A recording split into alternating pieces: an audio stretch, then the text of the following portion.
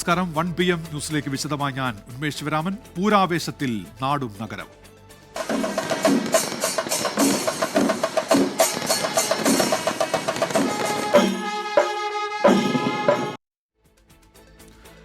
പൂരാവേശത്തിലാണ് തൃശൂർ നഗരം ഇപ്പോൾ. ഗജരാജൻ തെച്ചിക്കോട്ടുകാവ് രാമചന്ദ്രന്റെ സാന്നിധ്യമാണ് രാവിലെ പൂരപ്പറമ്പിനെ ആവേശം കൊള്ളിച്ചത്.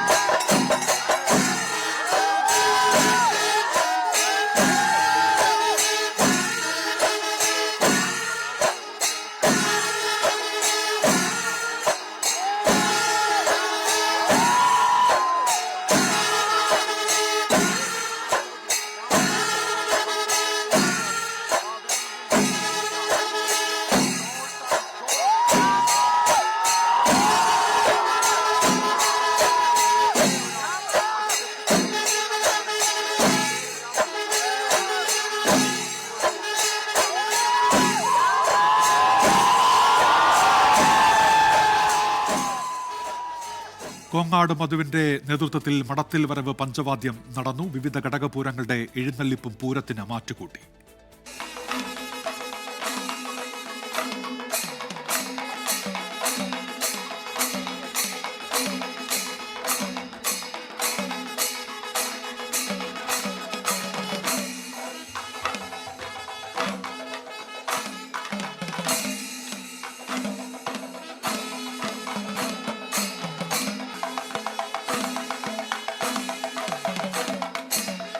ഉത്സവപ്രേമികൾ ഇനി കാത്തിരിക്കുന്നത് ഇലഞ്ഞിത്തറ മേളത്തിനും കുടമാറ്റത്തിനുമാണ്. വൈകിട്ട് 5:30 കാഴ്ചയുടെ വിസ്മയമായ കുടമാറ്റം നടക്കും.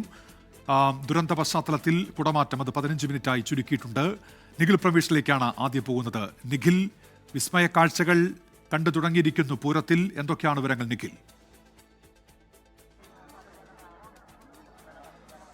ഉന്മേഷ്, രാവിലെ തിരുവമ്പാടി കണ്ണന്റെ ശിരസിലേറി തിരുവമ്പാടി ഭഗവതി എഴുന്നള്ളുകയും ആദ്യം 3 ആനകളുമായി ബ്രഹ്മസ്വം മഠത്തിലേക്ക് എത്തിച്ചേരുകയും അവിടെ നിന്ന് പിന്നീട് കണ്ണനിൽ നിന്ന് മാറ്റി അതിനുശേഷം പിന്നീട് അവിടുത്തെ പൂജകളൊക്കെ പൂർത്തിയാക്കിയ ശേഷം ഇപ്പോൾ നായ്ക്കനാലിൽ എത്തിയിരിക്കുന്നു. ഇനിയിപ്പോൾ 7 ആനകളുടെ സാന്നിധ്യത്തിൽ വടക്കുംനാഥനിലേക്ക് പ്രവേശിക്കുകയായി. ആ സമയമാകുമ്പോഴേക്കും അത് 15 ആനകളായി മാറും.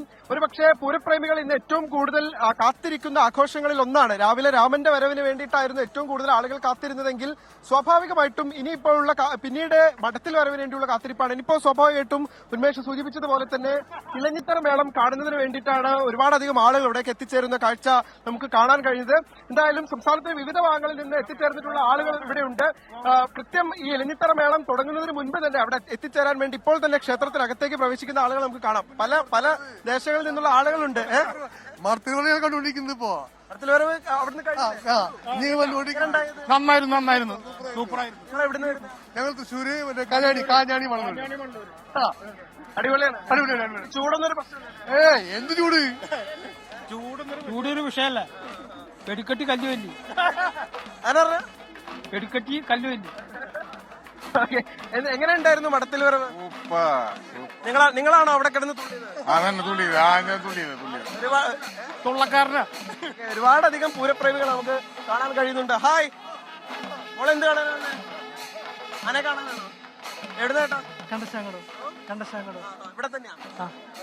അപ്പൊ എന്താണ് ഏറ്റവും കൂടുതൽ ഈ പൂരത്തിൽ നിങ്ങൾക്ക് ഇഷ്ടമുള്ള ഒരു ഇവന്റ്? മഠത്തിൽ വരും. എങ്ങനെ ഉണ്ടായത്? കോങ്ങാട് മൊത്തം തകർത്തോ? പിന്നെ ആനനെ കണ്ട രമേശാണ് വിവരങ്ങൾ നൽകിക്കൊണ്ടിരിക്കുന്നത്. പൂരാവേശത്തിലാണ് തൃശൂർ. ഇപ്പോൾ ശ്രീജിത്ത് ശ്രീകുമാറിലേക്ക് കൂടി പോകുന്നു. തെക്കേ ഗോപുരനടയിൽ നിന്ന് ശ്രീജിത്ത് ശ്രീകുമാരൻ ചേരുന്നുണ്ട്. ശ്രീജിത്ത്, അവിടെ നിന്നുള്ള വിവരങ്ങൾ. ഇപ്പോൾ ഞാൻ മനസ്സിലാക്കുന്ന പ്രകാരമാണെങ്കിൽ നെയ്ത്തലക്കാവലമ്മയാണ് എഴുന്നള്ളിക്കൊണ്ടിരിക്കുന്നത്. നെയ്ത്തലക്കാവലമ്മ രാവിലെ തെക്കേ ഗോപുരനട ഇന്നലെ തുറന്ന നെയ്ത്തലക്കാവലമ്മ എറണാകുളം ശിവകുമാറിന്റെ മസ്തകത്തിലേറി എഴുന്നള്ളുകയാണ്. വീണ്ടും അതിലൂടെ വരികയാണെന്നാണ് മനസ്സിലാക്കുന്നത്.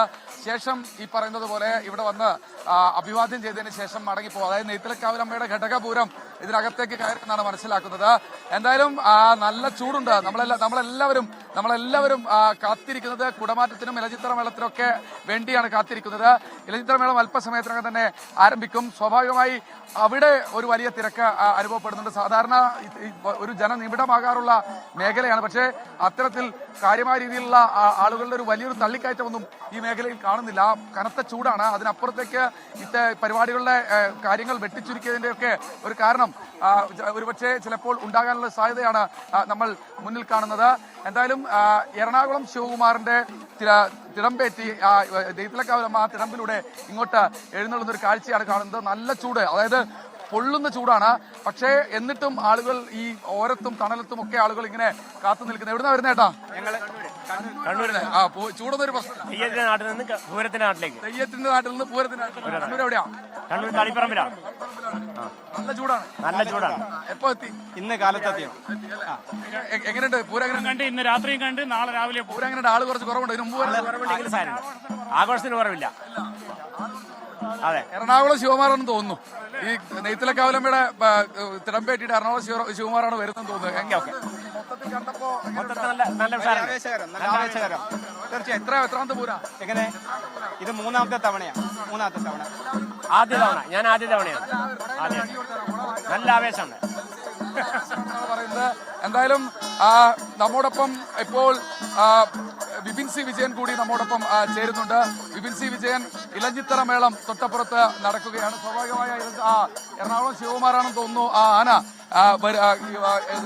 തെക്കേ ഗോപുര നടയിലൂടെ കടന്നു വരികയാണ്. ആളുകളെ അഭിവാദ്യം ചെയ്തുകൊണ്ട് കടന്നു വരികയാണെന്നാണ് മനസ്സിലാക്കുന്നത്. എന്തായാലും ആ ഒരു വർണ്ണവിസ്മയം നമുക്ക് ആകാശത്ത് കാണാൻ കഴിയില്ല. കാരണം വെടിക്കെട്ടില്ല. കുടമാറ്റത്തിൽ ചെറിയ തോതിലുള്ള കുറവ് വരുത്തിയിട്ടുണ്ട്. സ്വാഭാവികമാണ്. എന്തായാലും തെക്കേ ഗോപുര നടയിലൂടെ എറണാകുളം ശിവകുമാർ വന്ന് അഭിവാദ്യം ചെയ്യുന്ന കാഴ്ചയാണ് പ്രേക്ഷകരെ അല്ലെങ്കിൽ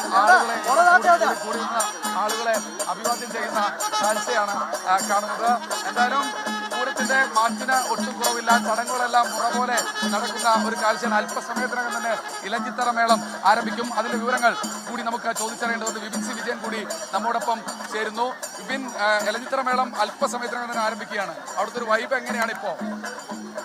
യെസ് ശ്രീത്ത്, ഇപ്പോൾ എല്ലാ കണ്ണും കാതും പൂരപ്രേമിയുടെയും കണ്ണും കാതും ഇനി ഇലഞ്ഞിത്തറയിലേക്കാണ്. ഇലഞ്ഞിത്തറ മേളം അല്പസമയത്തിനകം തന്നെ ആരംഭിക്കും. നമ്മളിപ്പോൾ ഇതാ തെക്കേ ഗോപുര നടയിലേക്ക് തന്നെ നമ്മുടെ ഒരു ശ്രദ്ധ വന്നു കഴിഞ്ഞാൽ വീണ്ടും അവിടുന്ന് തെക്കോട്ടിറക്കം ആരംഭിച്ചു. അതിന്റെ ഭാഗമായിട്ട് ഇതാ നെയ്തിലക്കാവിലമ്മയാണ് ഇതാ ഇപ്പോൾ വീണ്ടും പുറത്തേക്ക് വരുന്നു. അതിഗംഭീരമായിട്ടുള്ള ഒരു മേളം ആണ് ശ്രീമൂലസ്ഥാനത്ത് ഈ ഘടകപൂരങ്ങളുടേതായി നടന്നത്. അതിനുശേഷമാണ് ഇപ്പോൾ പുറത്തേക്ക് വന്നിരിക്കുന്നത് തിരുവമ്പാടി ചന്ദ്രശേഖർ. നമുക്കറിയാവുന്ന പോലെ തന്നെ ഒരു ഗജവീരൻ, ആ ഗജവീരന്റെ ശിരസിലേറിക്കൊണ്ട് ഇപ്പോൾ നെയ്തിലക്കാവിലമ്മ പുറത്തേക്ക് വരുന്നു. ആ കാഴ്ചയാണ് കാണുന്നത്. എങ്ങു തിരിഞ്ഞാലും പൂരത്തിന്റെ മേളം, പൂരത്തിന്റെ പെരുമ മാത്രം തൃശ്ശൂർ റൗണ്ടിൽ, ഈ സ്വരാജ് റൗണ്ടിൽ ഉണ്ട് എന്നുള്ളത് എടുത്തു പറയേണ്ടതാണ്. ഉന്മേഷ്, നമ്മൾ നേരത്തെ സംസാരിച്ചതുപോലെ തന്നെ ഇനി ഓരോ ശ്രദ്ധയും അത് ഇലഞ്ഞിത്തറയിലേക്ക് തന്നെയാണ്. അവിടെ അതിനുള്ള എല്ലാ ഒരുക്കങ്ങളും പൂർത്തിയായിരിക്കുന്നു. പാറമേക്കാവിന്റെ പൂരം അവിടെ നിന്നും പുറപ്പെട്ടു കഴിഞ്ഞു. ഒരു ചെറിയ കുടമാറ്റത്തോടു കൂടിയാണ് ആ പാറമേക്കാവിന്റെ പൂരം അവിടെ നിന്ന് ആരംഭിച്ചിരിക്കുന്നത്. അല്പസമയത്തിനകം തന്നെ അത് ഈ ഒരു സ്വരാജ് റൗണ്ടിലേക്ക് എത്തിച്ചേരും, വടക്കുനാഥ സന്നിധിയിലേക്ക് എത്തിച്ചേരും. അതിനുശേഷമാണ് വിശ്വപ്രസിദ്ധമായിട്ടുള്ള ഇലഞ്ഞിത്തറ മേളം ആരംഭിക്കാൻ പോകുന്നത്. അതിനുവേണ്ടി ഇപ്പോൾ തന്നെ ഒരു 100 കണക്കിന് ആളുകൾ അതിനകത്ത് കയറി കാത്തിരിക്കുകയാണ്. അതേസമയം തന്നെ ഈ ഇലഞ്ഞിത്തറ മേളം ഉള്ളിൽ നടക്കുന്ന സമയത്ത് തന്നെ പുറത്ത് തിരുവമ്പാടിയുടെ മേളവും നടക്കും. ഈ ക്ഷേത്രത്തിനകത്ത് വടക്കുനാഥ സന്നിധിയിൽ നടക്കുന്ന ഏക പാണ്ഡിമേളമാണ് ഈ ഇലഞ്ഞിത്തറ മേളം. അത് അത്രമേൽ വിശ്വപ്രസിദ്ധമാകുന്നത് 250ഓളം കലാകാരന്മാർ ഒരൊറ്റ താളത്തിൽ അത് അത്രത്തോളം ഗാംഭീര്യത്തോടു കൂടി നടത്തുന്നു എന്നുള്ളത് കൊണ്ട് തന്നെയാണ് ആ ഇലഞ്ഞികൾ പോലും അതിന് താളം പിടിക്കും എന്നുള്ളത് ഒരു കെട്ടുകഥയല്ല. അത്ര ഗംഭീരമായ ഒരു മേളത്തിന് സാക്ഷിയാവാൻ വേണ്ടി മേളത്തെ സ്നേഹിക്കുന്ന കേരളത്തിൽ നിന്നുള്ളല്ല, ഇന്ത്യയിൽ നിന്നുള്ളല്ല, പുറത്തു നിന്നുള്ള ആളുകൾ വരെ എത്തി മണിക്കൂറുകളോളം കാത്തു നിൽക്കുന്ന മനോഹരമായിട്ടുള്ള ഒരു കാഴ്ച അത് തന്നെയാണ് ഈ തൃശ്ശൂർ പൂരത്തെ മറ്റെല്ലാത്തിൽ നിന്നും വ്യത്യസ്തമാക്കുന്നത് എന്നുള്ളത് തീർച്ചയാണ്. മറ്റേത് വിഷമമുണ്ടെങ്കിലും അതെല്ലാം തന്നെ ഓരോ പൂരത്തിന്റെ സൗന്ദര്യം കൊണ്ട് മറയ്ക്കുക മറച്ചുവെക്കുക, അല്ലെങ്കിൽ അതിനെ നമുക്ക് ആ മനപ്രയാസത്തെ മാറ്റിയെടുക്കുക എന്നുള്ളത് ഒരു പൂരപ്പെരുമയെ സംബന്ധിച്ച് പ്രധാനമാണ്. അതിന് തന്നെയാണ് പല ഭാഗങ്ങളിൽ നിന്ന്, പല ദേശങ്ങളിൽ നിന്ന് ഈ ചൂടിനെ വകഞ്ഞുമാറ്റി പലരും എത്തുന്നത്. ഇലഞ്ഞിത്തറ മേളം 2:30 കൂടിയാണ് ആരംഭിക്കുന്നത്. ആ പാണ്ഡിമേളത്തിന്റെ ആ ഒരു രസം പിടിക്കാൻ വേണ്ടിയാണ് ആളുകൾ എത്തിയിരിക്കുന്നത്. ഇപ്രാവശ്യവും കിഴക്കൂട്ട് അനിയന്മാരാർ തന്നെയാണ് അതിന്റെ പ്രാമാണി. ഇത് 4ാം തവണയാണ് കിഴക്കൂട്ട് അതിന്റെ പ്രാമാണിത്വം വഹിക്കുന്നത് എന്നുള്ളതും ശ്രദ്ധേയമായിട്ടുള്ള കാര്യമാണ്. ഓരോ തവണയും ആ 79 വയസ്സിന്റെ പാകം നമുക്ക് ഓരോ തവണയും കാണാം. പതിഞ്ഞ താളത്തിൽ അത് തുടങ്ങി എന്നുണ്ടെങ്കിലും ഓരോ കാലത്തിലേക്ക് മാറുമ്പോഴും ഏറ്റവും ശക്തമായി, ഏറ്റവും രസകരമായി, ഓരോ ആളുകളെയും ത്രസിപ്പിക്കുന്ന രീതിയിൽ ഇലഞ്ഞിത്തറ മേളം മാറുന്നു എന്നുള്ളത് കിഴക്കൂട്ടനിയന്മാരുടെ പ്രാമാണിത്വത്തിൽ, നേതൃത്വത്തിലാണ് എന്നുള്ളത് തർക്കമില്ലാത്ത കാര്യമാണ്. ആ ഒരു കാഴ്ചയ്ക്ക് അതൊന്ന് കേൾക്കുന്നതിന് വേണ്ടി പലരും, എത്രയോ ആളുകൾ, നിരവധി ആളുകൾ വന്ന് കാത്തു നിൽക്കുന്നു എന്നുള്ള കാഴ്ച തന്നെയാണ് ഇപ്പോഴുള്ളത്. ഉന്മേഷ്. വിപിൻ, ഇപ്പോൾ നമ്മൾ രാവിലെ തന്നെ അവിടെ നിന്നുള്ള ആവേശം അത് പ്രേക്ഷകരിലേക്ക് എത്തിക്കുന്നുണ്ട്. ഇപ്പോൾ ഇനിയും ഇലഞ്ഞിത്തറ മേളത്തിന് വേണ്ടിയുള്ള കാത്തിരിപ്പാണ്. കുടമാറ്റം പക്ഷേ 15 മിനിറ്റ് മാത്രമേ ഉള്ളൂ ഇത്തവണ മുണ്ടത്തിക്കോട് ദുരന്ത പശ്ചാത്തലത്തിൽ. അപ്പോൾ ഈ കുടമാറ്റം നടക്കും വിപിൻ. മേളത്തിന് ശേഷമാണ് ഇപ്പോൾ കുടമാറ്റത്തിലേക്കുള്ള മാറ്റം ഉണ്ടാവുക. ഏകദേശം 15 മിനിറ്റ് മാത്രമാണ് ഇപ്രാവശ്യത്തെ കുടമാറ്റം ഉണ്ടാവുക. 1 മണിക്കൂറോളം നീണ്ടു നിൽക്കുന്നതാണ്. 60ഓളം ഡസൻ കുടകൾ മാറ്റുന്നതാണ്. പക്ഷേ ഇപ്രാവശ്യം നമുക്കറിയാവുന്നതുപോലെ മുണ്ടത്തിക്കോട് ദുരന്തത്തിന്റെ ഒരു പശ്ചാത്തലത്തിൽ അത് 15 മിനിറ്റ് മാത്രമാക്കി മാറ്റാൻ ദേവസ്വവും സർക്കാരും ഒരുമിച്ച് ഒരു കൂടിയാലോചനയ്ക്ക് ശേഷം തീരുമാനിക്കുകയായിരുന്നു. ആ ഒരു ആദരവോടുകൂടി അത് 15 മിനിറ്റ് മാത്രമായിരിക്കും നടക്കുക. 4:30 കൂടിയായിരിക്കും ഇലഞ്ഞിത്തറ മേളം അവസാനിക്കുക. ഇലഞ്ഞിത്തറ മേളം അവസാനിച്ചതിന് ശേഷം പാറമേക്കാവ് വിഭാഗവും ഈ മേളത്തിന് ശേഷം തിരുവമ്പാടി വിഭാഗവും തെക്കോട്ടിറക്കമുണ്ട്.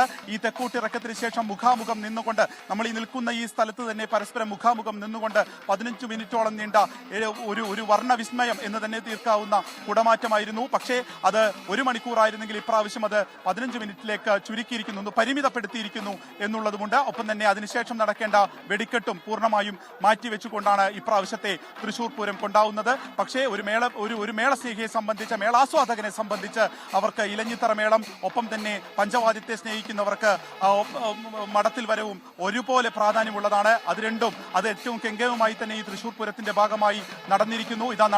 ഇനിയിപ്പോൾ ഇലഞ്ഞിത്തറ മേളവും നടക്കാൻ പോകുന്നു. കോങ്ങാട് മധുവിന്റെ പ്രാമാണിത്വത്തിൽ മടത്തിൽ വരവ് പഞ്ചവാദ്യത്തിന്റെ ഏറ്റവും സൗന്ദര്യത്തോടു കൂടി നടന്നിരിക്കുന്നു. ഇത് 30ാമത്തെ വർഷവും അദ്ദേഹം അതിന്റെ പ്രാമാണിത്വം വഹിക്കുന്നു എന്നുള്ളത് ഒരു പക്ഷേ അത് റെക്കോർഡിനപ്പുറത്തേക്ക് അത് പോയിരിക്കാം.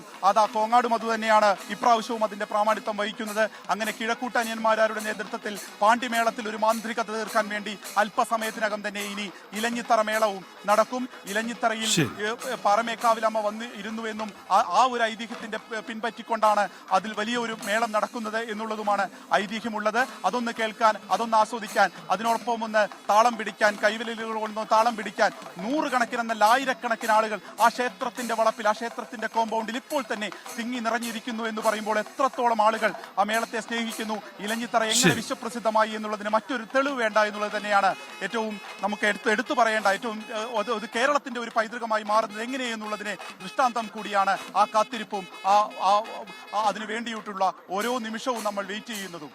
ശരി, വിപിൻ സി വിജയനാണ് പുരനഗരിയിൽ നിന്ന് വിവരങ്ങൾ നൽകിയത്. തൃശൂർ മുണ്ടത്തിക്കോട് വെടിക്കെട്ടുപുര ദുരന്തത്തിന്റെ അന്വേഷണം പൂർത്തിയാക്കാൻ 6 മാസമെങ്കിലും വേണ്ടിവരുമെന്ന് സർക്കാർ നിയോഗിച്ച judicial commission justice CN Ramachandran Nair. Terms of reference സർക്കാർ നിശ്ചയിച്ചിട്ടില്ല. ചൊവ്വാഴ്ച അപകട സ്ഥലവും ചികിത്സയിലുള്ളവരെയും സന്ദർശിക്കുമെന്നും ജസ്റ്റിസ് CN രാമചന്ദ്രൻ നായർ പറഞ്ഞു. മുണ്ടത്തിക്കോട് വെടിപ്പുര ദുരന്തത്തിൽ അടുത്ത ചൊവ്വാഴ്ച മുതൽ കമ്മീഷൻ അന്വേഷണ നടപടികളിലേക്ക് കടക്കും. ഏകാംഗ കമ്മീഷന്റെ അന്വേഷണ പരിധിയിൽ വരേണ്ട ടേംസ് ഓഫ് റഫറൻസ് സർക്കാർ ഇതിനകം കൈമാറുമെന്നാണ് പ്രതീക്ഷ. ഉച്ചയോടെ പരിക്കേറ്റ് ആശുപത്രിയിൽ ചികിത്സയിൽ കഴിയുന്നവരെയും അപകട സ്ഥലവും കമ്മീഷൻ നേരിട്ട് സന്ദർശിക്കും. വെടിക്കെട്ട് നിരോധിക്കാനല്ല, അപകടരഹിതമായി ആഘോഷം നടത്താനാണ് സർക്കാർ ഉദ്ദേശിക്കുന്നതെന്നും ഇതിന് നിലവിലെ പാറ്റേൺ മാറ്റിയാൽ മതിയാകുമെന്നും സർക്കാർ നിയോഗിച്ച commission justice CN Ramachandran Nair പറഞ്ഞു. വെടിക്കെട്ട് നിരോധിക്കാൻ ഗവൺമെൻറ് ഉദ്ദേശിച്ചിട്ടുണ്ടോ? കമ്മീഷൻ്റെ റെക്കമെൻഡേഷനുകളെ അതിനെക്കുറിച്ച് എനിക്ക് ടേംസ് ഓഫ് റെഫറൻസ് വന്നാലേ അറിയാവുള്ളൂ. വെടിക്കെട്ട് അമ്പലങ്ങളിൽ ആവശ്യമാണോ, അല്ലെങ്കിൽ വെടിക്കെട്ട് അനുവദിക്കണമെങ്കിൽ ഏത് രീതിയിലുള്ള വെടിക്കെട്ട് അനുവദിക്കണം, അതിനെക്കുറിച്ചൊക്കെ ടേംസ് ഓഫ് റെഫറൻസ് ഉണ്ട്, തീർച്ചയായിട്ടും റിപ്പോർട്ട് കൊടുക്കും. പക്ഷേ ഏതാണേലും വെടിക്കെട്ട് പ്രോഹിബിറ്റ് ചെയ്യാനാണ് ഗവൺമെൻറ്റിന് ഒരു കമ്മീഷൻ്റെ ആവശ്യമില്ല. അത് നിയമാനുസൃതമായിട്ട് വെടിക്കെട്ട് അങ്ങ് പ്രോഹിബിറ്റ് ചെയ്യാം. ആഘോഷപരമായി നടക്കുന്ന ചടങ്ങുകളുടെ ഭാഗമാണ് വെടിക്കെട്ടെന്നും വേനൽക്കാലത്ത് നടക്കുന്ന തൃശൂർ പൂരത്തിൽ ഇത്തരം മാറ്റങ്ങൾ നല്ലതാണ് എന്നും അദ്ദേഹം നിർദ്ദേശിച്ചു. 6 മാസമെങ്കിലും സമയമെടുത്ത് മാത്രമേ അന്വേഷണം പൂർത്തിയാകൂ എന്നും പുറ്റിങ്ങൽ വെടിക്കെട്ടിലെ വിശദാംശങ്ങളും പോലീസിന്റെ മഹസറടക്കം പരിശോധിക്കുമെന്നും കമ്മീഷൻ വ്യക്തമാക്കി. 24 കൊച്ചി. ഒരാൾ കൂടി മരിച്ചു. ചികിത്സയിലായിരുന്ന കണ്ണൂർ പട്ടുവം സ്വദേശി നബീസയ്ക്കാണ് ജീവൻ നഷ്ടമായത്. കൊല്ലം രാമൻകുളങ്ങരയിലും എറണാകുളം ചെറായിലും ആളുകൾക്ക് പാമ്പിന്റെ കടിയേറ്റു. കണ്ണൂർ പട്ടുവം മുതുകുട സ്വദേശി നബീസയ്ക്ക് വെള്ളിയാഴ്ചയാണ് പാമ്പിന്റെ കടിയേറ്റത്. വെള്ളിക്കെട്ടനാണ് കടിച്ചത്. ശാരീരികമായ ബുദ്ധിമുട്ടിനെ തുടർന്നാണ് ആശുപത്രിയിൽ കൊണ്ടുപോയത്. ആശുപത്രിയിൽ എത്തിച്ച ശേഷമാണ് പാമ്പ് കടിയേറ്റതെന്ന് മനസ്സിലായതെന്ന് അയൽവാസികൾ. വെള്ളിയാഴ്ച ഉച്ചക്കാണ് കടിയേറ്റത്. പക്ഷെ പാമ്പാന്നുള്ളത് ആരും കണ്ടിട്ടുണ്ടായിരുന്നില്ല. അപ്പം അവരുടെ മകളുടെ മകന് പള്ളിയിൽ പോയിട്ട് വരുമ്പോൾ പറഞ്ഞു, എനിക്ക് കഴിയുന്നില്ല, ക്ഷീണാവുന്ന എന്നിട്ട് അവിടെ കടന്നിട്ടുണ്ടായത്. അപ്പോൾ അപ്പാടൻ എൻ്റെ ഉമ്മ നാട്ടിലുണ്ടായിരുന്നില്ല, പുറത്ത് ജോലിക്ക് വന്നതാണ്. അപ്പോൾ അങ്ങനെ അവരെ വിളിച്ചു, അവർ വന്ന് ഹോസ്പിറ്റലിൽ കൊണ്ടുപോയി. പരിയാരം മെഡിക്കൽ കോളേജിൽ ചികിത്സയിലിരിക്കെയാണ് മരണം. ഇതോടെ കഴിഞ്ഞ 8 ദിവസത്തിനുള്ളിൽ പാമ്പ് കടിയേറ്റ് മരിച്ചവർ 6 ആയി. കൊടും ചൂടിനു പുറമെ സംസ്ഥാനത്ത് പലയിടത്തും പാമ്പ് ഭീതി തുടരുകയാണ്. എറണാകുളം ചെറായിയിലെ റിസോർട്ടിൽ താമസിക്കാനെത്തിയ യുവതിക്ക് പാമ്പിന്റെ കടിയേറ്റു. കോയമ്പത്തൂർ സ്വദേശിനി ശർമിള അപകടനില തരണം ചെയ്തെന്ന് പറവൂർ താലൂക്ക് ആശുപത്രി അധികൃതർ പറഞ്ഞു. കൊല്ലം രാമൻകുളങ്ങരയിൽ സുധേവൻ എന്നയാളെ വിഷമില്ലാത്ത ചുരുട്ട ഇനത്തിൽപ്പെട്ട പാമ്പാണ് കടിച്ചത്. പത്തനംതിട്ട തിരുവല്ല കുറ്റപ്പുഴയിലാണ് ATM കൗണ്ടറിനുള്ളിൽ പാമ്പിനെ കണ്ടത്. പിന്നീട് വനംവകുപ്പ് ഉദ്യോഗസ്ഥരെത്തി പരിശോധന നടത്തിയെങ്കിലും പാമ്പിനെ കണ്ടെത്താനായില്ല. പാമ്പ് ഭീതിയുമായി ബന്ധപ്പെട്ട് മാത്രം കഴിഞ്ഞ ദിവസം 108 ആംബുലൻസിൽ വന്നത് 22 കോളുകളാണ്. 24 കണ്ണൂർ. ആലപ്പുഴ കായംകുളത്ത് യുവതിക്ക് പാമ്പുകടിയേറ്റ സംഭവത്തിൽ കായംകുളം താലൂക്ക് ആശുപത്രിക്കെതിരെ ഗുരുതര ആരോപണവുമായി കുടുംബം. സെലീനയ്ക്ക് ആവശ്യമായ ചികിത്സ നൽകിയില്ല എന്നാണ് പിതാവ് സമീറിന്റെ പരാതി.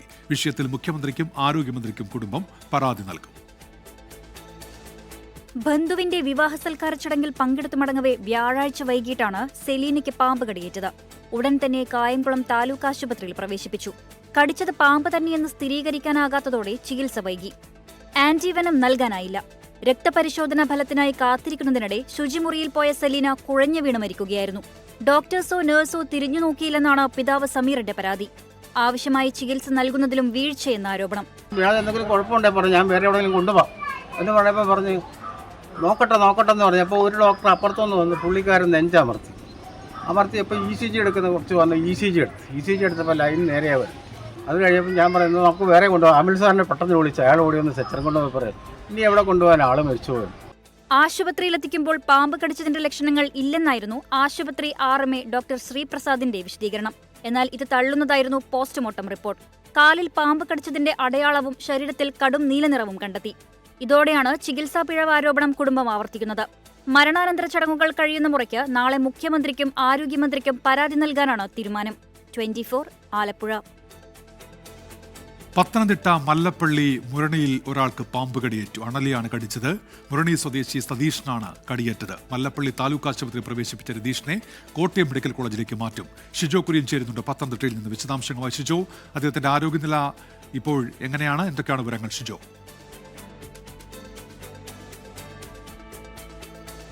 ഉന്മേഷ, അല്പസമയം മുമ്പാണ് പത്തനംതിട്ട മല്ലപ്പള്ളി മുരണിയിൽ വെൽഡിംഗ് തൊഴിലാളിയായിട്ടുള്ള 51 വയസ്സുകാരൻ രതീഷിന് പാമ്പിന്റെ കടിയേറ്റത്. ഇന്ന് രാവിലെ ഈ വീട്ടിന് മുറ്റത്ത് തന്നെ ഒരു പാമ്പിനെ രതീഷിന്റെ മകൾ കണ്ടിരുന്നു. അതിന് പിന്നാലെ വീട്ടിന്റെ മുമ്പിലുണ്ടായിരുന്ന വെൽഡിംഗ് സാധന സാമഗ്രികൾ അത് വീടിനകത്തേക്ക് എടുത്ത് വെക്കുന്നതിനിടെയാണ് ഈ ഉപകരണത്തിനകത്തിരുന്ന ഈ അണലി രതീഷിന്റെ കയ്യിലേക്ക് കടിച്ചത്. ഉടൻ തന്നെ പാമ്പിനെ രതീഷ് കുടഞ്ഞ് എറിഞ്ഞ് കളഞ്ഞു എന്നുള്ള നമുക്ക് വിവരം ലഭിക്കുന്നുണ്ട്. പക്ഷേ അണലിയുടെ കടിയേറ്റത്തിന്റെ സ്നേക്ക് ബൈറ്റ് അദ്ദേഹത്തിന്റെ കയ്യിലുണ്ട്. എന്തായാലും അദ്ദേഹത്തിന് ഇപ്പോൾ അതികഠിനമായിട്ടുള്ള തലവേദനയും തലകറക്കവും ഉണ്ട് എന്നുള്ള ഒരു വിവരം കൂടി നമുക്ക് ആശുപത്രിയിൽ നിന്ന് ലഭിക്കുന്നുണ്ട്. എന്തായാലും 108 ആംബുലൻസിൽ അദ്ദേഹത്തെ ആദ്യം മല്ലപ്പള്ളിയിലെ താലൂക്ക് ആശുപത്രിയിലേക്കാണ് കൊണ്ടുപോയത്. ഇപ്പോൾ അവിടുന്ന് കോട്ടയം മെഡിക്കൽ കോളേജ് ആശുപത്രിയിലേക്ക് കൊണ്ടുപോയിട്ടുണ്ട്. നമുക്ക് മല്ലപ്പള്ളി ആശുപത്രിയിലേക്ക് അദ്ദേഹത്തിന്റെ നില അല്പം ഗുരുതരമായതുകൊണ്ട് അവിടെ കൃത്യമായിട്ടുള്ള പരിചരണം നൽകാൻ കഴിഞ്ഞിട്ടില്ല എന്നുള്ള ചില വിവരങ്ങൾ കൂടി നമുക്ക് ലഭിക്കുന്നുണ്ട്. സ്ഥിരീകരിക്കാൻ കഴിയുന്നതല്ല. എന്തായാലും ആന്റിവെനം കൊടുത്തോ ഇല്ലെന്ന് പറയുന്നത് അത് ഇപ്പോൾ ഒരു വ്യക്തത കൈവന്നിട്ടില്ല. കോട്ടയം മെഡിക്കൽ കോളേജിലേക്ക് അദ്ദേഹത്തെ കൊണ്ടുപോയിട്ടുണ്ട്. അല്പസമയം മുമ്പാണ് വീടിന് മുമ്പിൽ വെച്ച് അദ്ദേഹത്തിന് ഈ പറയുന്ന ഉപകരണങ്ങൾ എടുത്തുകൊണ്ട് അകത്തേക്ക് പോകുന്നതിനിടെ അണലിയുടെ കടിയേറ്റത്. ഇന്ന് രാവിലെയും ഈ വീട്ടുമുറ്റത്ത് പാമ്പിനെ കണ്ടിരുന്നതായിട്ട് രതീഷിന്റെ മകൾ പറയുകയും ചെയ്തിരുന്നു. ഉന്മേഷ്, ശരി. ഷിജോ കുര്യനാണ് പത്തനംതിട്ടയിൽ നിന്ന് വിവരങ്ങൾ നൽകിയത്. കൊടും ചൂടിൽ വലഞ്ഞ ജനം.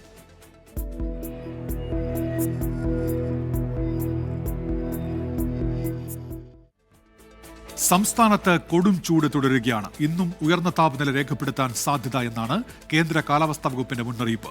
ഇടുക്കിയും വയനാടും ഒഴികെയുള്ള ജില്ലകളിൽ യെല്ലോ അലർട്ട്. പാലക്കാട് 2 പേർക്ക് ഇന്ന് സൂര്യാതപമേറ്റു. കൊടും ചൂടിൽ ജനജീവിതം ദുസ്സഹമാവുകയാണ്. പാലക്കാട് ജില്ലയിൽ 40ഉം കൊല്ലത്ത് 39 ഡിഗ്രി സെൽഷ്യസ് വരെ താപനില ഉയർന്നേക്കും. വയനാടും ഇടുക്കിയും ഒഴികെ 12 ജില്ലകളിലും യെല്ലോ മുന്നറിയിപ്പുണ്ട്. പാലക്കാട് ജില്ലയിൽ 2 പേർക്ക് സൂര്യാതപമേറ്റു. ലക്കിടി കൂട്ടുപാതയിൽ ഓട്ടോറിക്ഷ ഡ്രൈവർ ജയനും ഒറ്റപ്പാലം സ്വദേശി ജയശ്രീ എന്നിവർക്കുമാണ് സൂര്യാതപമേറ്റത്. വരും ദിവസങ്ങളിൽ ഒറ്റപ്പെട്ടയിടങ്ങളിൽ വേനൽ മഴ തുടരുമെന്നാണ് പ്രവചനം. ബുധനാഴ്ച 4 യെല്ലോ അലർട്ടാണ്. കൊട്ടാരക്കര, കോന്നി, ചെങ്ങന്നൂർ, ചങ്ങനാശ്ശേരി, മൂന്നാർ എന്നിവിടങ്ങളിൽ അൾട്രാവയലറ്റ് സൂചിക 8-ലെത്തി. ഇവിടങ്ങളിൽ ഓറഞ്ച് അലർട്ടാണ് നിലവിലുള്ളത്. ഇവിടെ കൂടുതൽ സമയം സൂര്യപ്രകാശം ഏൽക്കരുതെന്നാണ് നിർദ്ദേശം. പകൽ 10 മുതൽ 3 മണിവരെയുള്ള സമയങ്ങളിലാണ് ഉയർന്ന അൾട്രാവയലറ്റ് സൂചിക രേഖപ്പെടുത്തുന്നത്. തുടർച്ചയായി കൂടുതൽ സമയം അൾട്രാവയലറ്റ് രശ്മികൾ ശരീരത്തിലേൽക്കുന്നത് സൂര്യാതപത്തിനും ത്വക്ക് നേത്രരോഗങ്ങൾക്കും മറ്റാരോഗ്യ പ്രശ്നങ്ങൾക്കും കാരണമായേക്കുമെന്നാണ് മുന്നറിയിപ്പ്. 24 തിരുവനന്തപുരം. സംസ്ഥാനത്ത് ബുധനാഴ്ച മുതൽ ഒറ്റപ്പെട്ട ശക്തമായ മഴയ്ക്ക് സാധ്യത. പത്തനംതിട്ട, ഇടുക്കി, കണ്ണൂർ, കാസർഗോഡ് ജില്ലകളിൽ ബുധനാഴ്ച യെല്ലോ അലർട്ട് പ്രഖ്യാപിച്ചിരിക്കുകയാണ്. അലക്സ് മുഹമ്മദ് വിശദാംശങ്ങളുമായി ഇപ്പോൾ ചേരുന്നുണ്ട്. അലക്സ്, ഈ വേനൽ മഴ തുടരും എന്നാണല്ലോ കാലാവസ്ഥാ മുന്നറിയിപ്പ്. എന്തൊക്കെയാണ് മറ്റു വിവരങ്ങൾ?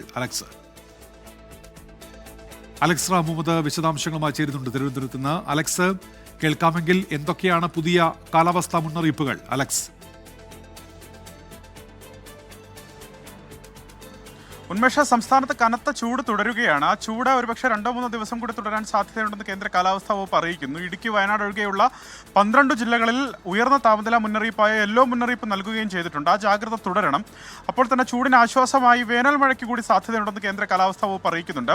ഈ ദിവസങ്ങളിൽ ഉച്ചയ്ക്ക് ശേഷം മലയോര മേഖല, പ്രത്യേകിച്ച് മലയോര മേഖലയിൽ വേനൽ മഴ കാര്യമായി ലഭിച്ചേക്കും. അതിനുശേഷം ഏതാണ്ട് ബുധനാഴ്ചയോടുകൂടി ഒരുപക്ഷെ ഒറ്റപ്പെട്ട ശക്തമായ വേനൽ മഴയ്ക്ക് കൂടി സാധ്യതയുണ്ട്. ബുധനാഴ്ചയും വ്യാഴാഴ്ചയും ഒക്കെ സംസ്ഥാനത്തെ പലയിടങ്ങളിലും ഒറ്റപ്പെട്ട ശക്തമായ വേനൽ മഴയ്ക്ക് സാധ്യതയുണ്ട് എന്ന മുന്നറിയിപ്പ് നൽകിയിട്ടുണ്ട്. പത്തനംതിട്ട, ഇടുക്കി, കണ്ണൂർ, കാസർഗോഡ് ജില്ലകളിൽ ബുധനാഴ്ച യെല്ലോ മുന്നറിയിപ്പ് നൽകിയിട്ടുണ്ട്.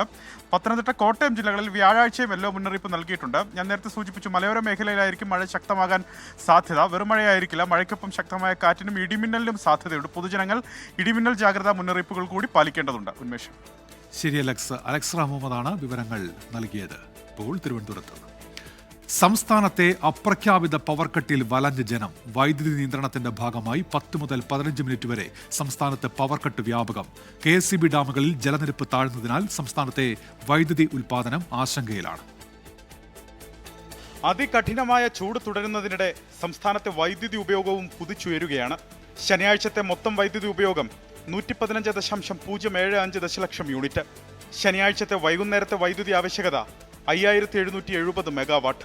വൈദ്യുതി നിയന്ത്രണത്തിന്റെ ഭാഗമായി സംസ്ഥാനത്ത് അപ്രഖ്യാപിത പവർ കട്ട് വ്യാപകമായി. കൊല്ലം, ചവറ, പന്മന, കരുനാഗപ്പള്ളി മേഖലകളിൽ പ്രദേശവാസികൾ കഴിഞ്ഞ ദിവസം KSEB ഓഫീസിനുള്ളിൽ പ്രതിഷേധിച്ചു.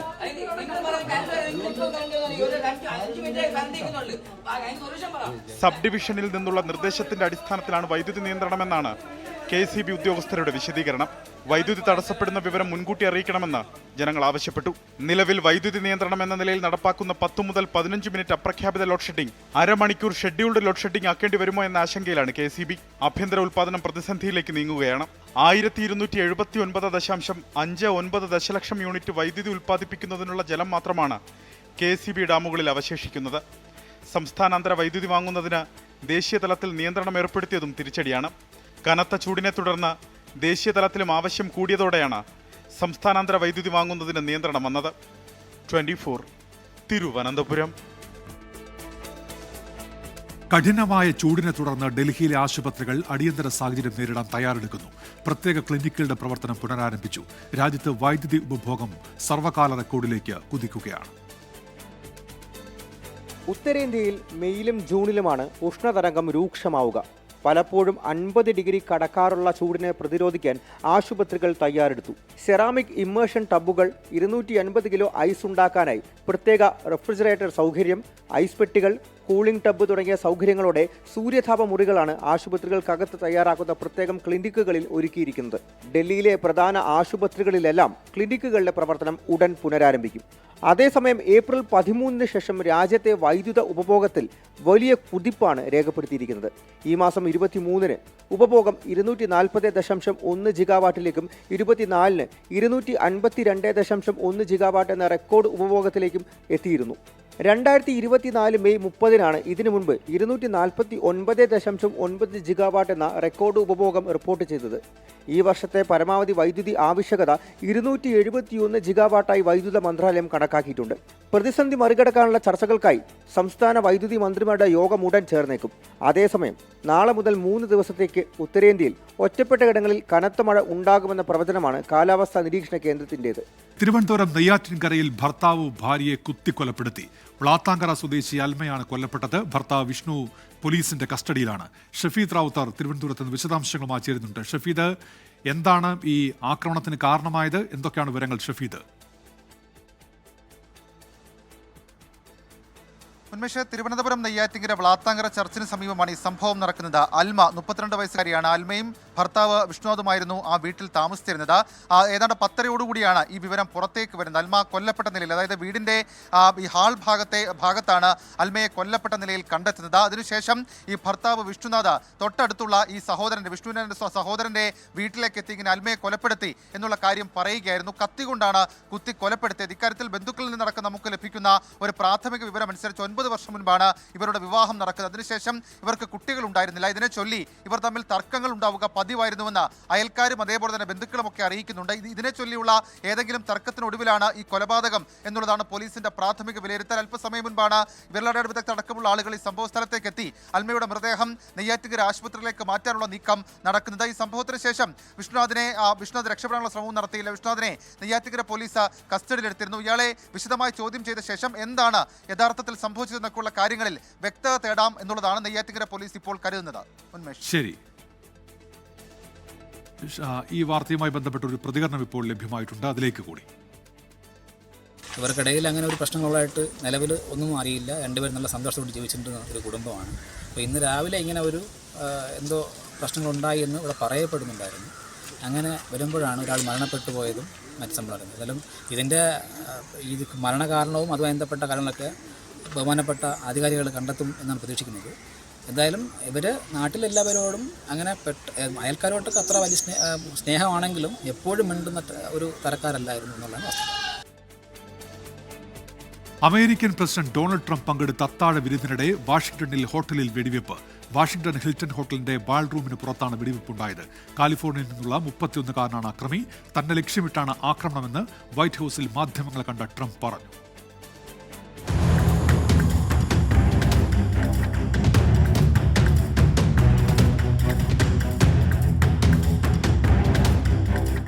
വാഷിംഗ്ടണിലെ ഹിൽട്ടൺ ഹോട്ടലിൽ നടന്ന വൈറ്റ് ഹൌസ് പ്രസ് കറസ്പോണ്ടൻസ് അസോസിയേഷന്റെ വാർഷിക അത്താഴവിരുന്നിനിടെയാണ് സംഭവമുണ്ടായത്. വിരുന്നു നടന്ന ഹോട്ടലിന്റെ ഹാളിൽ നിന്നും 45 മീറ്റർ അകലെയാണ് അക്രമി വെടിയുതിർത്തതെന്നും അക്രമിക്ക് ഹാളിനടുത്തെത്താനായില്ലെന്നും ട്രംപ് അരമണിക്കൂറിന് ശേഷം വൈറ്റ് ഹൌസ് പ്രസ് ബ്രീഫിംഗ് റൂമിൽ നടന്ന പത്രസമ്മേളനത്തിൽ വ്യക്തമാക്കി. കാലിഫോർണിയയിൽ നിന്നുള്ള 31-കാരനായ കോൾ തോമസ് അലനാണ് അക്രമിയെന്നാണ് FBI കണ്ടെത്തിയിരിക്കുന്നത്. അക്രമിയെ FBI അറസ്റ്റ് ചെയ്തു. തനിക്കെതിരെയുള്ള വധശ്രമമായിരുന്നുവെന്ന ചോദ്യത്തിന് ഇത്തരം അക്രമികൾ ഭ്രാന്തന്മാരാണെന്നും നമുക്കതറിയാനാവില്ലെന്നും അക്രമി തന്റെ അടുത്തുനിന്നും ഏറെ അകലെയായിരുന്നുവെന്നുമാണ് ട്രംപ് പ്രതികരിച്ചത്. വലിയ കാര്യങ്ങൾ ചെയ്യുന്നവർക്കെതിരെ വധശ്രമമുണ്ടാകാറുണ്ടെന്നും ട്രംപ് പറഞ്ഞു. They go into his apartment. I guess he lives in California, and he's a sick person, a very sick person, and we don't want things like this to happen. I think it's very important that I say, though, and I told the representatives of the evening, they did such a beautiful job. It was such a beautiful evening. And again, they're talking about free speech in our Constitution. That's what it's all about, not just White House correspondence. It was really based on free speech in our Constitution. But I said very importantly that we'll do it again within the next 30 days, and we'll make it bigger and better and even nicer. അതിനിടെ അക്രമിയുടെ വെടിവെപ്പിൽ ഒരു secret ഏജന്റിന് പരിക്കേറ്റിട്ടുണ്ടെന്നും ആശുപത്രിയിലാണെന്നും റിപ്പോർട്ടുകളുണ്ട്. വെടിവയ്പ്പിന് ശേഷവും അത്താഴവിരുന്നിൽ പങ്കെടുക്കുമെന്ന് Trump വ്യക്തമാക്കിയെങ്കിലും സുരക്ഷാ ഉദ്യോഗസ്ഥരുടെ നിർദ്ദേശപ്രകാരം ഹോട്ടലിൽ നിന്നും ട്രംപിനെ ഒഴിപ്പിക്കുകയായിരുന്നു. തോക്കുധാരി സുരക്ഷാ പരിശോധന മറികടന്നതെങ്ങനെയെന്നറിയില്ലെന്നും ട്രംപ് പറഞ്ഞു. സീക്രട്ട് സർവീസസിന് വീഴ്ചയുണ്ടായിട്ടില്ലെന്നും മികച്ച രീതിയിൽ പ്രവർത്തിച്ചുവെന്നും ട്രംപ് കൂട്ടിച്ചേർത്തു. 1981 ഇതേ ഹോട്ടലിൽ വെച്ചാണ് മുൻ അമേരിക്കൻ പ്രസിഡന്റ് റൊണാൾഡ് റീഗനെതിരെ വധശ്രമമുണ്ടായത്. റീഗന് വെടിവയ്പിൽ ഗുരുതരമായി പരിക്കേറ്റിരുന്നു. International desk 24. അമേരിക്ക ഇറാൻ രണ്ടാംഘട്ട ചർച്ചയിൽ അനിശ്ചിതത്വം തുടരുകയാണ്. പാകിസ്ഥാനിലേക്കുള്ള യാത്ര അമേരിക്കൻ പ്രതിനിധി സംഘം ഉപേക്ഷിച്ചു. യാത്രയ്ക്കായി സമയം പാഴാക്കാനില്ലെന്നും ഇറാന് ഏത് സമയത്തും അമേരിക്കയെ ബന്ധപ്പെടാമെന്നും പ്രസിഡന്റ് ഡൊണാൾഡ് ട്രംപ്. ഒമാൻ സന്ദർശനത്തിന് ശേഷം ഇറാൻ വിദേശകാര്യമന്ത്രി അബ്ബാസ് അറക്ചി പാകിസ്ഥാനിൽ എത്തുമെന്നാണ് റിപ്പോർട്ടുകൾ. ഇസ്ലാമാബാദിലെത്തിയ ഇറാൻ വിദേശകാര്യമന്ത്രി അബ്ബാസ് അറക്ചി അമേരിക്കൻ പ്രതിനിധി സംഘത്തിന്റെ വരവിന് കാത്തുനിൽക്കാതെ ഒമാനിലേക്ക് പോയതോടെ രണ്ടാംവട്ട സമാധാന ചർച്ച അനിശ്ചിതത്വത്തിലായി. യുദ്ധം ശാശ്വതമായി അവസാനിപ്പിക്കുന്നതിനുള്ള പ്രായോഗികമായ ചട്ടക്കൂടിനെക്കുറിച്ചുള്ള ഇറാന്റെ നിലപാട് മധ്യസ്ഥ രാജ്യമായ പാകിസ്ഥാനുമായി പങ്കുവച്ചതായി അബ്ബാസ് അറക്ചി സമൂഹമാധ്യമമായ എക്സിലൂടെ അറിയിച്ചു. ഇസ്ലാമാബാദിലേക്കുള്ള യാത്രയ്ക്കായി ഇനി സമയം പാഴാക്കാനില്ലെന്നും ഇറാന്റെ നേതൃത്വം ആർക്കാണെന്ന് അവർക്ക് പോലും അറിയില്ലെന്നും ഡൊണാൾഡ് ട്രംപ് ട്രൂത്ത് സോഷ്യലിൽ കുറിച്ചു. സംഭാഷണം ആഗ്രഹിക്കുന്നുണ്ടെങ്കിൽ ഇറാന് ഏതു സമയത്തും അമേരിക്കയുമായി ബന്ധപ്പെടാമെന്നും ട്രംപ് പറഞ്ഞു. ഏപ്രിൽ 11 നടന്ന അമേരിക്ക ഇറാൻ ചർച്ച അലസി പിരിഞ്ഞതിനെ തുടർന്ന് അമേരിക്ക ഇറാനെതിരെ നാവിക ഉപരോധം ഏർപ്പെടുത്തിയതോടെ ഇരു രാജ്യങ്ങളും തമ്മിലുള്ള സംഘർഷം മൂർച്ഛിച്ചിരുന്നു. ഇസ്ലാമാബാദിൽ രണ്ടാംവട്ട ചർച്ച നടക്കുമെന്ന പ്രതീക്ഷയിൽ അമേരിക്കയുടെ പശ്ചിമേഷ്യൻ പ്രതിനിധി സ്റ്റീവ് വിറ്റ്കോഫിനെയും മരുമകൻ ജറാദ് കഷ്ണറെയും ഇസ്ലാമാബാദിലേക്ക് അയക്കുമെന്ന് വ്യക്തമാക്കിയിരിക്കുന്നുവെങ്കിലും അറക്ചി ഒമാനിലേക്ക് പോയതോടെ സന്ദർശനം റദ്ദാക്കി. എന്നാൽ ഒമാൻ സന്ദർശനത്തിനു ശേഷം റഷ്യയിലേക്ക് പോകും മുൻപ് അറക്ചി വീണ്ടും പാകിസ്ഥാനിലെത്തുമെന്നാണ് റിപ്പോർട്ടുകൾ. International desk 24. ഇറാനിലെ ചാബഹാർ തുറമുഖത്തിനുള്ള അമേരിക്കൻ ഉപരോധ ഇളവ് ഇന്ന് അവസാനിക്കും. ഇറാനിൽ ഇന്ത്യയുടെ നിയന്ത്രണത്തിലുള്ള തുറമുഖമാണ് ചാബഹാർ. ചാബഹാർ തുറമുഖത്തിന്റെ നടത്തിപ്പ് ഇന്ത്യ ഇറാനിയൻ കമ്പനിക്ക് കൈമാറും. ഉപരോധം നീക്കിയാൽ നിയന്ത്രണം ഇന്ത്യക്ക് തിരിച്ചു നൽകണം എന്ന വ്യവസ്ഥയോടെയാകും കൈമാറ്റം. 2003 ഇന്ത്യ ചാബഹാർ വികസിപ്പിക്കാൻ തുടങ്ങിയത്. കേന്ദ്ര ഷിപ്പിംഗ് മന്ത്രാലയത്തിന് കീഴിലുള്ള ഇന്ത്യ പോർട്സ് ഗ്ലോബൽ ലിമിറ്റഡാണ് ചാബഹാർ നിയന്ത്രിക്കുന്നത്. പാകിസ്ഥാനെ ആശ്രയിക്കാതെ ഇന്ത്യക്ക് 5 രാജ്യങ്ങളിലേക്ക് വ്യാപാരം സാധ്യമാക്കാം എന്നതാണ് ചാബഹാറിന്റെ പ്രത്യേകത.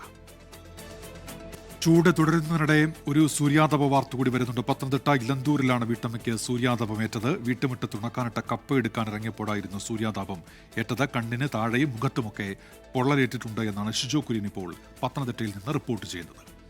കണ്ണൂർ അഞ്ചരക്കണ്ടി ദന്തൽ കോളേജിലെ BDS വിദ്യാർത്ഥി RL നിതിൻ രാജിന്റെ മരണത്തിൽ മുൻകൂർ ജാമ്യം തള്ളിയതിനെതിരെ ഹൈക്കോടതിയിൽ അപ്പീൽ നൽകാൻ ഒന്നാം പ്രതി ഡോക്ടർ MK റാം.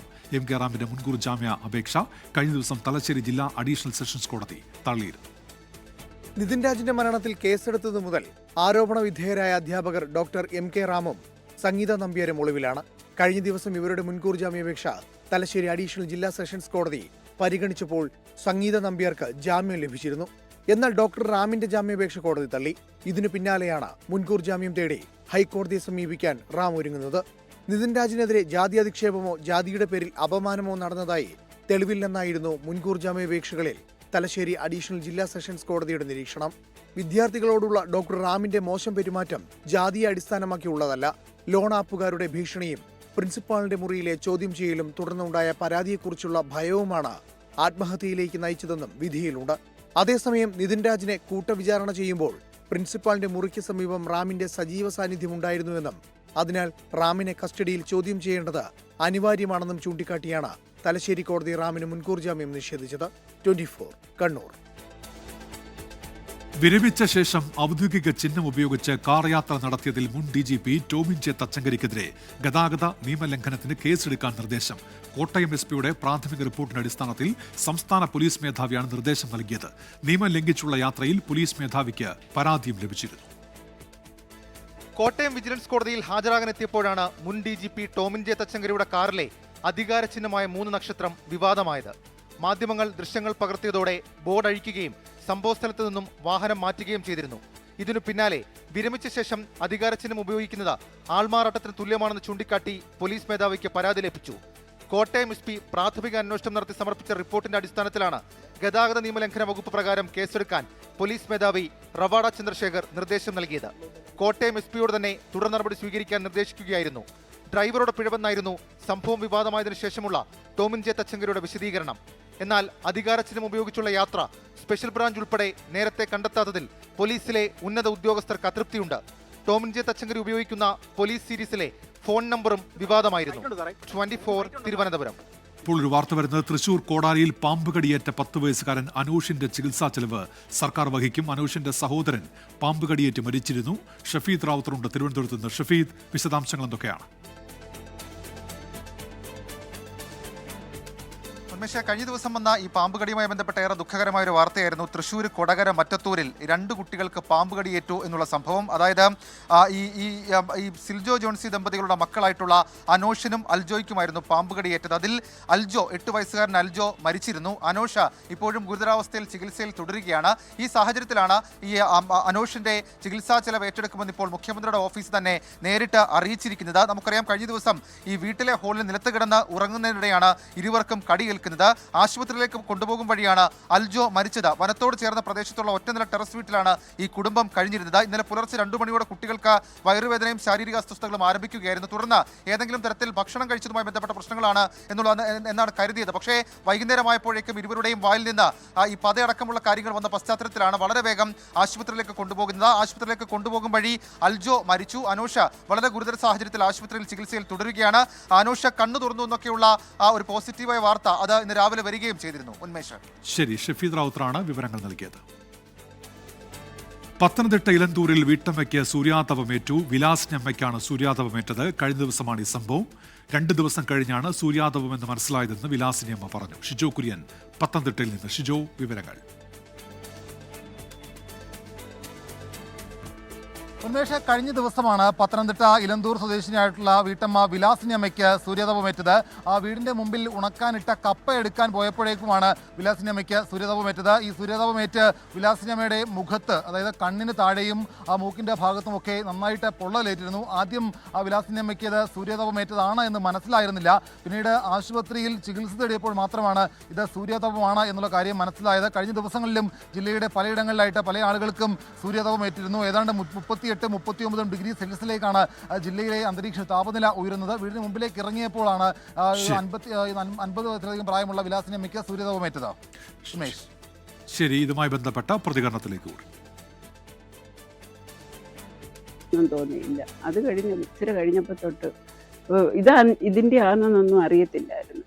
അങ്ങനെ 2 ദിവസം അങ്ങ് പോയി മുന്നോട്ട് പോയി. ഞാൻ എപ്പോഴും എല്ലാവരോടും പറയുന്നു എൻ്റെ മുഖത്ത് എന്തോന്ന് അറിയത്തില്ലെന്ന്. പിന്നെ പൊള്ളി കൂടുന്നു. അപ്പോഴോരോരുത്തർ പറഞ്ഞു ഇത് സൂര്യാഘാതത്തിൻ്റെയാണ്. ഇപ്പോൾ ഒരു വാർത്ത വരുന്നു. കണ്ണൂർ പൊയിലൂരിൽ കണ്ടെത്തിയത് വ്യാജ ബോംബുകൾ എന്ന് പോലീസ്. ബോംബ് സ്ക്വാഡിന്റെ പരിശോധനയിലാണ് ബോംബുകളല്ലെന്ന് വ്യക്തമായത്. ഗോകുൽ കെ വേണുഗോപാൽ കണ്ണൂരിൽ നിന്ന് ചേരുന്നുണ്ട്. ഗോകുൽ, എന്തൊക്കെയാണ് വിവരങ്ങൾ? ഉന്മേഷ്, ഇന്ന് രാവിലെയാണ് പൊയിലൂർ മേപ്പാട് എന്ന് പറയുന്ന സ്ഥലത്ത് ആളൊഴിഞ്ഞ പറമ്പിൽ ഒരു തെങ്ങിന്റെ ചുവട്ടിൽ ബക്കറ്റിൽ പൂഴി നിറച്ച് ഈ ബോംബിന് സമാനമായ ഐസ്ക്രീമിന്റെ പാത്രത്തിൽ ബോംബിന് സമാനമായ രീതിയിൽ ചില വസ്തുക്കൾ കണ്ടെടുക്കുന്ന ഒരു സാഹചര്യം ഉണ്ടായത്. പിന്നീട് പോലീസ് സ്ഥലത്തെത്തി ഡോഗ് സ്ക്വാഡും ബോംബ് സ്ക്വാഡും ഉൾപ്പെടെയുള്ള സംവിധാനത്തിന്റെ അടിസ്ഥാനത്തിൽ പരിശോധന നടത്തിയ സമയത്താണ് ഇത് വ്യാജ ബോംബാണ് എന്ന് മനസ്സിലായിട്ടുള്ളത്. എംസാൻഡും കല്ലുകളും ഒക്കെ ഈ ഐസ്ക്രീമിന്റെ പാത്രത്തിൽ നിറച്ച് പിന്നീട് അത് ബോംബ് പോലെ ആക്കി സൂക്ഷിക്കുകയായിരുന്നു. എന്താണ് ഇത്തരമൊരു പ്രവൃത്തിക്ക് പിന്നിൽ എന്നുള്ള കാര്യമൊക്കെ പോലീസ് അന്വേഷിച്ചു വരുന്നേ ഉള്ളൂ. എന്തായാലും ഈ കണ്ടെത്തിയ വസ്തുക്കൾ വ്യാജ ബോംബാണ് എന്ന് മനസ്സിലായതോടുകൂടി പ്രദേശത്തെ ജനങ്ങളുടെ ആശങ്ക ഒഴിഞ്ഞിട്ടുണ്ട്. ഉന്മേഷ്.